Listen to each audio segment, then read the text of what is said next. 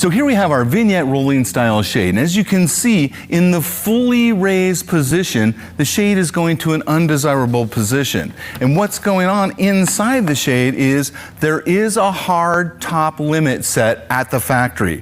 What happens over time though is, as you can see here on the end of the shade, the fabric roll up over time changes the diameter of that shade. So the diameter becomes smaller. Therefore, the top limit then drifts down a couple of inches from the top over time. Now, this is an easy field adjustment, and we're going to show you how to do it right here and now. What we're going to do first is go ahead, run the shade up to the top limit. Remember, we did a 6-second reset, and the shade didn't go beyond this point. It's at the top stop that was set at the factory. We're going to go ahead and come around the back of the shade here. We're going to remove the battery wand and power the shade down. You'll receive an instruction, a number 2 Phillips very small screwdriver, and winged end caps that we'll be putting onto the shade. Now, this is an outside mount shade. If it were an inside mount shade, we would have to remove the shade from that inside mount application to access the adjustment on the end of the shade. Come over to this left side of the shade here and remove the end cap. You can come around the back here and tap it with a mallet. I'm going to come in through the front here and just work it off with a small screwdriver here and work that end cap out of place. And then I'm going to go ahead and insert my winged end cap onto the end of the shade. And this feature here fits into the center of this V here. These 2 features here and here go to the outside. Just going to go ahead, line it all up, press it in.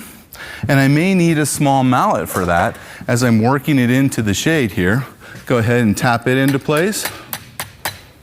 And what I want to make sure of is I'm kind of clamping the fabric into place with my hand. I don't want that bottom rail sliding away from me. I don't want to snag, rip, pucker the fabric in any way at this point. And once it's in place, I want to go ahead and smooth out the fabric on the bottom rail here. I'm going to come around here to the other end and do the same thing.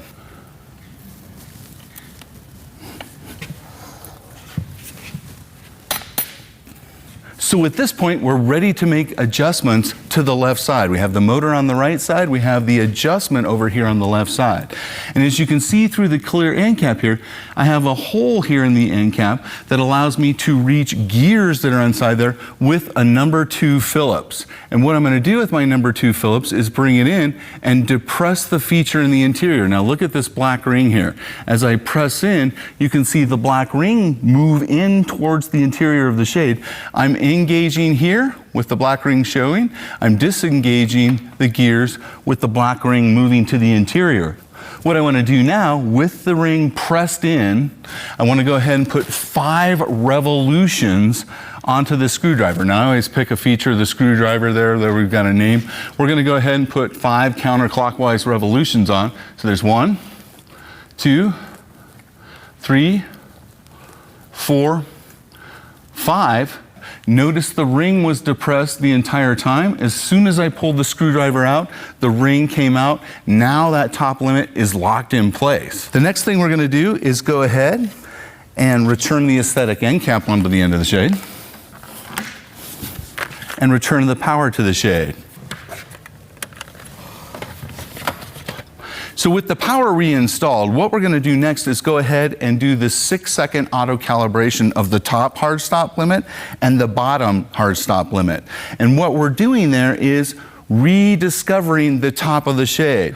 What you'll see here is the wings on the bottom rail end cap come up here to the bottom of the head rail and stall the shade. So let's take a look at what that looks like.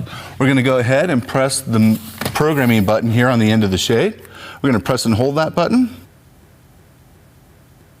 for 6 seconds or until the shade jogs. There's our jog. We're going to let go of the button. The shade's going to automatically go into the fully raised position, and the winged end cap stopped against the headrail end cap. Awesome. It just set a new upper limit. Automatically, the shade will go down and rediscover the bottom limit. And there we've reset our shade. Now the next thing to do is raise the shade to the fully raised position. Go ahead and run our shade up, and you're going to see it tuck right up into the bottom of the rail, right into that desired bottom rail position.